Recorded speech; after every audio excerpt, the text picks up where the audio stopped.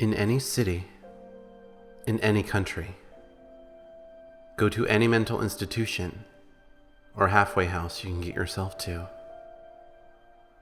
When you reach the front desk, ask to visit a man who calls himself the holder of ambition.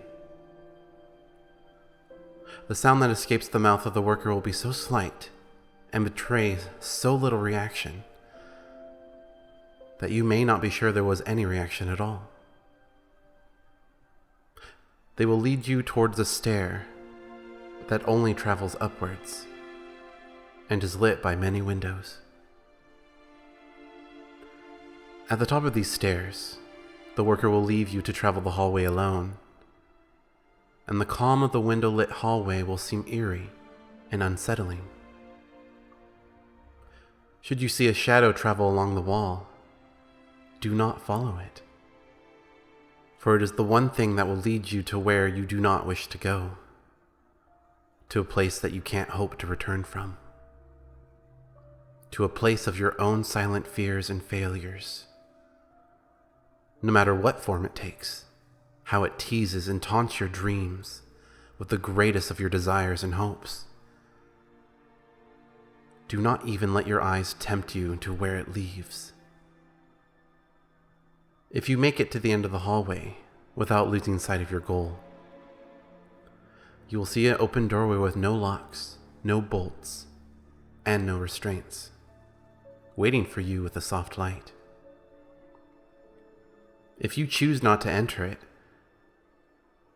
only walk directly back the way you came without attempting to peek around or into other doors, or you will meet the shadow and what it hides. Should you enter the doorway, you will find a room lit by windows that cover the entire length of every wall, too high to reach and shining with a light that seems far less natural than the sun and moon. In the center of the room will be a tall, healthy man, standing naked and looking out into the light. His body is covered in uncountable tattoos and scars, where none of his skin is recognizable as it once was other than his face.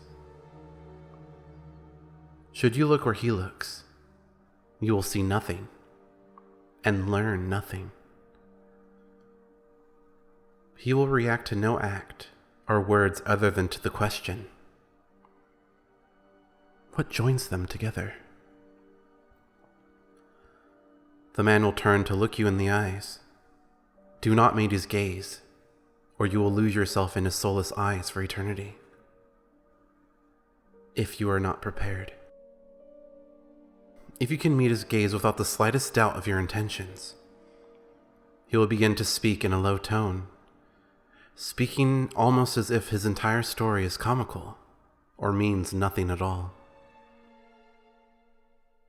But you must not miss a word, for taking this knowledge partially could cause failure in the worst way possible. When he finishes speaking, he will reach for his chest and remove the remaining sutures from one of his most notable scars, and it will begin to bleed profusely. While he slowly bleeds to death, he will reach out to you with his bloody sutures. His last words may be heard through his own gurgling blood. Choosing to seek leads to an inevitable fate. This group of sutures is Object 10 of 538. How you use them depends on what you hear.